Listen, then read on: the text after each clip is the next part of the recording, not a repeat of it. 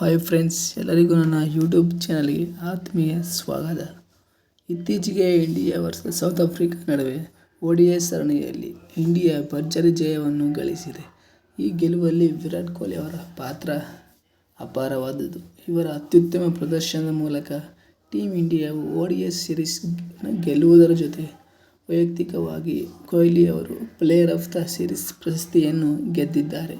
ಇವರ ಈ 3 ಪಂದ್ಯಗಳಲ್ಲಿ 305 ರನ್ಗಳನ್ನು ಹೊಡೆಯುವ ಮೂಲಕ ಅತಿ ಹೆಚ್ಚು ರನ್ ಗೇಟರ್ ಆಗಿ ಹೊರಹೊಮ್ಮಿದ್ದಾರೆ ಮತ್ತು ಆವರೇಜ್ 100 ಅನ್ನು ಹೊಂದಿದ್ದಾರೆ. ಇವರು ಇದರಲ್ಲಿ 2 ಶತಕ ಮತ್ತು 1 ಅರ್ಧಶತಕವನ್ನು ಬಾರಿಸಿದ್ದಾರೆ. ಇವರ ಹೈಯೆಸ್ಟ್ ಸ್ಕೋರ್ 135. ವಿರಾಟ್ ಕೊಹ್ಲಿ ಅವರು ಸರಣಿ ಮುಗಿದ ಬಳಿಕ ವಿಶಾಖಪಟ್ಟಣದ ಸಿಂಹಾಚಲಂನಲ್ಲಿರುವ ಶ್ರೀ ವರಾಹ ಲಕ್ಷ್ಮೀನರಸಿಂಹಸ್ವಾಮಿ ದೇವಸ್ಥಾನಕ್ಕೆ ಭೇಟಿ ನೀಡಿದರು. ಇದು ಅವರಲ್ಲಿನ ಆಧ್ಯಾತ್ಮಿಕ ಒಲವನ್ನು ತೋರಿಸುತ್ತದೆ. ಕೊಹ್ಲಿ ಅವರು ಈ ದೇವಸ್ಥಾನಕ್ಕೆ ಬಿಳಿ ವಸ್ತ್ರ ಧರಿಸಿ ಹೂವಿನ ಹಾರವನ್ನು ಹಿಡಿದು ದೇವಸ್ಥಾನದ ಸಂಪ್ರದಾಯಗಳಿಗೆ ಅನುಗುಣವಾಗಿ ಆಗಮಿಸಿದರು.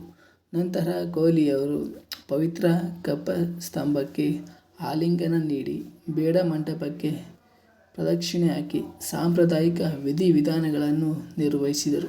ನಂತರ ಗರ್ಭಗುಡಿಯಲ್ಲಿ ಪ್ರಾರ್ಥನೆ ಸಲ್ಲಿಸಿದ ಅವರಿಗೆ ಅರ್ಚಕರು ವೈದಿಕ ಮಂತ್ರಗಳೊಂದಿಗೆ ಆಶೀರ್ವದಿಸಿ ತೀರ್ಥ ಪ್ರಸಾದ ಮತ್ತು ದೇವರ ಭಾವಚಿತ್ರವನ್ನು ನೀಡಿದರು. ಈ ಭಕ್ತಿಯ ಕ್ಷಣವು ಕ್ರಿಕೆಟ್ ಜಗತ್ತಿನ ಸ್ಟಾರ್ ಕ್ರಿಕೆಟಿಗನ ಆಧ್ಯಾತ್ಮಿಕ ಮತ್ತು ಶಾಂತಿಯುತ ವ್ಯಕ್ತಿತ್ವವನ್ನು ಅಭಿಮಾನಿಗಳಿಗೆ ಪರಿಚಯಿಸಿತು.